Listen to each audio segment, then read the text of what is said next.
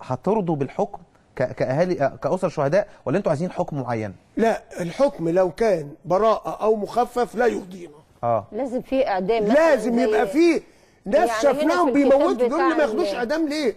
واللي امل واللي تواطئ يتسجن، الداخليه دول اللي ثابت عليهم دول يخرجوا براءه ازاي؟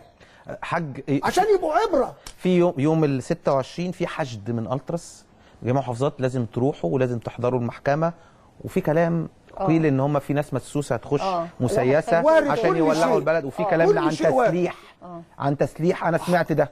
لا وارد، ومش عايز اقول لك ان اكيد كمان. ياه.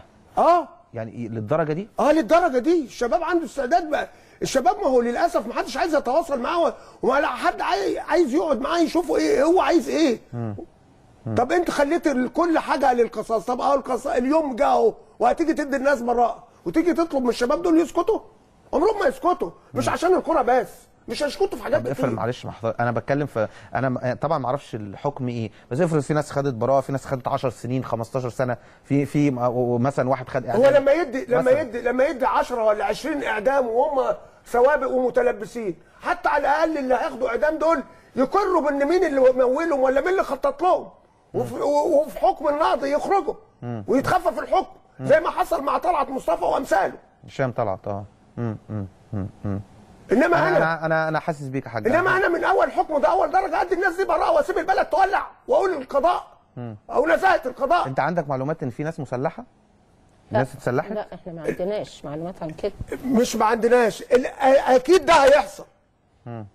وبقوله على مسؤوليتي. وعايز اقول لحضرتك حاجه، انا على حد علمي بقى ان في قوى سياسيه اخرى، ما هو في قوات بقى دلوقتي البلد مقسومه نصين، فكل واحد عايز يعني ايه يمسك في التاني ويولع الدنيا، فممكن يروح حدث ده مثلا يروح مدخل مجموعه ويولع الدنيا والدنيا تولع تاني في مصر. زي ما انت سعادتك بتقول اهو، لسه دلوقتي في مشكله في الاتحاديه. الاتحاديه دلوقتي بيقول لك في ناس دخلت على المعتصمين بالخرطوش وبالمولوتوف مين؟ مش اكيد ناس مدسوسه عشان تولع الدنيا برضه، صح؟ احنا ما صدقنا الا الدنيا هديت. طيب على العموم يعني انا بس اهم حاجه ان احنا بالنسبه لنا انا اول ابني ما مات انا قلت انا يهمني، هم بيهمهم ان هم يذيعوا الفوضى في البلد.